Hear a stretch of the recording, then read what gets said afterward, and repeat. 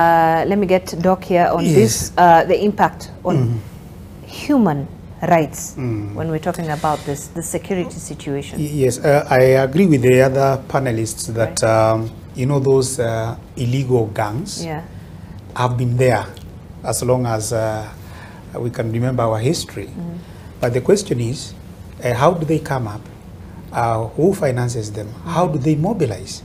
We have even seen outside what we are witnessing now, where they have been mobilized for political reasons. Right. Even during, you know, the election period, you would see, you know, some candidates having, you know, very undefined, you know, kind of groups. So I confirm, yes, they have been there. We have even seen they have been prescribed in, you know, prescribed in some, you know, government pronouncements earlier on. But when you have this, then it tells you that as a, you know, as a country, as a government, where are we placing Article 29, which is specifically on freedom and the security of the person? Right. Who is in charge?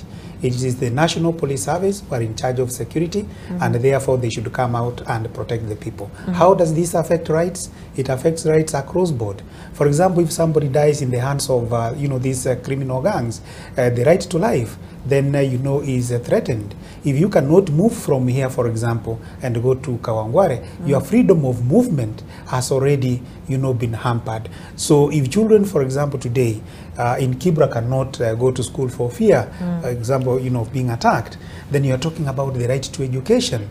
If somebody is seeking medical attention right now and they cannot access the nearest medical facility, then their right to health is already compromised. So the presence of such gangs as Zainabu affects the entire spectrum of human rights, depending on the angle that you are approaching them. Right. And the reason why I raised that question is because the evidence or the assertions that these groups exist and are active in some areas has come out from statements also made by leaders that represent us.